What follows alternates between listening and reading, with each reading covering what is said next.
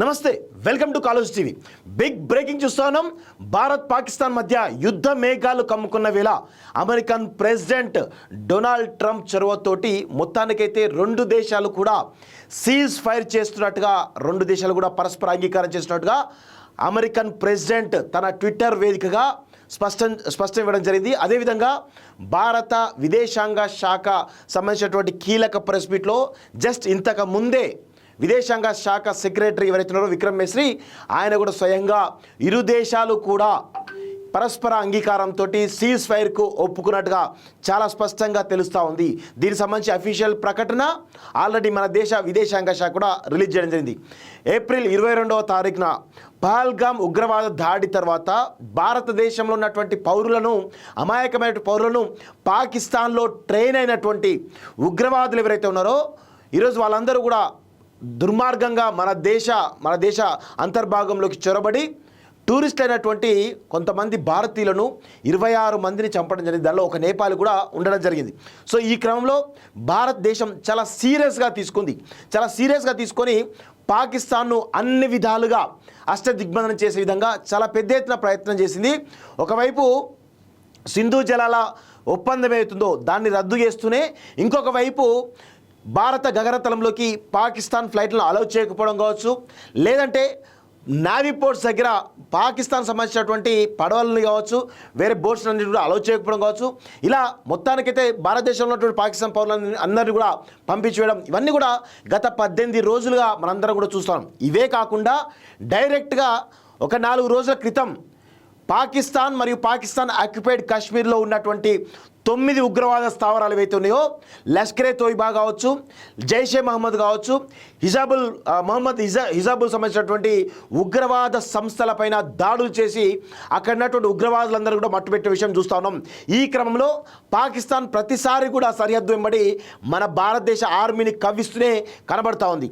ఈ క్రమంలో అనూహ్యంగా దాడి చేయడంతో పాకిస్తాన్ కూడా అదే విధమైనటువంటి పరిస్థితిలో ఈరోజు ఎల్ఓసి వెంబడి జమ్మూ కాశ్మీర్ మీద సివిలియన్స్ పైన దాడి చేసి ఏ విధంగా వాళ్ళ మట్టుబెట్టినో మనందరం కూడా చూసాం. ఈ క్రమంలో భారత్ పాకిస్తాన్ సంబంధించినటువంటి యుద్ధం మొదలైందని చెప్పి తెలుస్తూ ఉంది. ఆ క్రమంలోనే గత 3 రోజులుగా ఇటు పాకిస్తాన్లో ఉన్నటువంటి చాలా ఇది కరాచీ పోర్ట్ కావచ్చు, వివిధ సంబంధించినటువంటి వాళ్ళ ఎయిర్ డిఫెన్స్ సిస్టమ్ను ధ్వంసం చేయడం కావచ్చు, న్యూక్లియర్ డిఫెన్స్ సిస్టమ్ ఏదైతుందో దాన్ని ధ్వంసం చేయడం కావచ్చు, ఇలా పలు ఆపరేషన్స్ కూడా భారత ఆర్మీ సమర్థవంతంగా నిర్వహిస్తూ వచ్చింది. సో ఈ క్రమంలో పాకిస్తాన్ కూడా అదే తీరుతోటి మన దేశం పైన డ్రోన్లతోటి, క్షిపణులతోటి దాడి చేస్తున్న క్రమంలో మన దేశంలో ఉన్నటువంటి మన S-400 డిఫెన్స్ సిస్టమ్, ఏ డిఫెన్స్ సిస్టమ్ అవుతుందో దాంతోపాటు ఆకాశ క్షిపణులు అన్నీ కూడా ఈరోజు ఆ యొక్క డ్రోన్ దాడులను, అదేవిధంగా క్షిపణులన్నీ కూడా గాల్లోనే మట్టుపెట్టి పాకిస్తాన్కు కోలుకోలేని దెబ్బ తగిలిచ్చేట్టు చేయడం జరిగింది. ఈ క్రమంలో పాకిస్తాన్కు సంబంధించి చాలా పెద్ద ఎత్తున భయాందోళనలు కనబడుతున్నాయి. అక్కడ ఉన్నటువంటి విపక్షంలో ఉన్నటువంటి పార్లమెంట్ సభ్యులు కూడా డైరెక్ట్గా భారతదేశాన్ని కోరినరు. అదేవిధంగా పాకిస్తాన్ ప్రధాని కూడా డైరెక్ట్గానే విమర్శించినటువంటి సందర్భాలు మనకు కనబడతా ఉన్నాయి.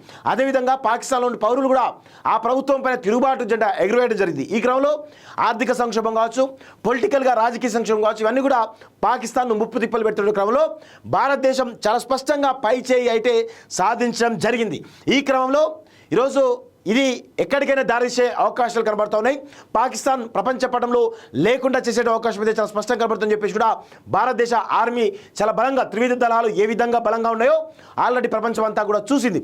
ఈ క్రమంలో పాకిస్తాన్ ఎట్టి పరిస్థితుల్లోనూ భారతదేశాన్ని ఎదుర్కొనేటువంటి సత్తా లేదనే విషయం తెలుసుకొని ఇమీడియట్గా అమెరికాను రంగంలోకి దించింది.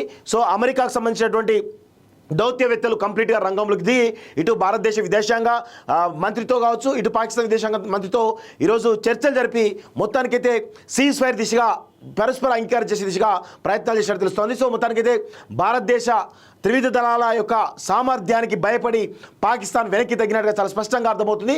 ఈ క్రమంలో శాంతిని కోరుకునేటువంటి మన దేశం కంప్లీట్గా యుద్ధం, ఎవరైతే దౌత్యవేత్తలు వచ్చి ప్రపోజల్ పెట్టారో ఖచ్చితంగా మేము యుద్ధం చేయడానికి ఏనాడు కూడా సిద్ధం లేం, కానీ ఈరోజు భారతీయ పౌరులపైన ఖచ్చితంగా ఎవరైనా ఉగ్రవాద దాడులు చేస్తే దాన్ని యుద్ధంగానే పరిగణిస్తామని చెప్పి చాలా స్పష్టంగా చెప్పడంతో పాకిస్తాన్ కూడా భయపడి కంప్లీట్గా మీరు చెప్పేటువంటి కొన్ని విషయాలకు అంగీకరించే అవకాశం ఉంటుందని చెప్పేసి తెలుస్తోంది.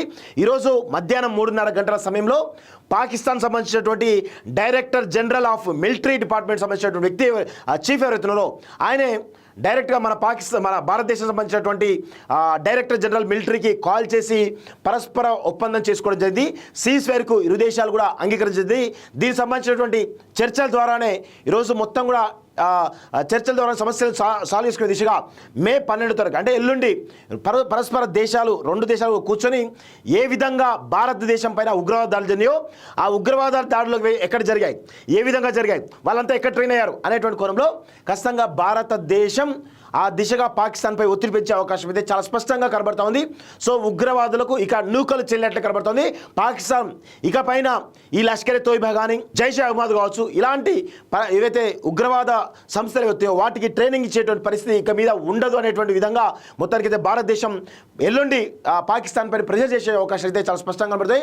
అలా ఒప్పుకుంటేనే యుద్ధం నుంచి విరమించుకుంటే తప్ప లేదంటే విరమించుకోమని చెప్పి చాలా స్పష్టంగా చెప్పే అవకాశాలు కూడా కనబడుతున్నాయి. సో మొత్తానికైతే భారత్ పాక్ మధ్య ఉద్రిక్త పరిస్థితులు నెలకొన్న నేపథ్యంలో ప్రస్తుతం జరుగుతున్న పరిణామాలు 2 దేశాలు కూడా శాంతి ఇచ్చినట్టు కనబడతా ఉంది. ముఖ్యంగా భారతదేశం ఎప్పుడెప్పుడా అని ఎదురు చూస్తూ ఉంది. యుద్ధం వైపు ప్రపంచ పటంలో పాకిస్తాన్ లేకుండా చేయడానికి చాలా పెద్ద ఎత్తున ప్రయత్నాలు చేస్తున్న ఈ క్రమంలో మొత్తానికైతే యుద్ధ విరమణకు 2 దేశాలు కూడా అంగీకరించినట్టుగా తెలుస్తోంది. రాబోయే 2-3 రోజుల్లో చాలా క్లారిటీ వచ్చే అవకాశం అయితే చాలా స్పష్టంగా కనబడుతోంది. ఇది మొత్తానికైతే భారత్ పాక్ యుద్ధానికి సంబంధించి బిగ్ అప్డేట్. చూస్తుండండి college TV. Thank you very much.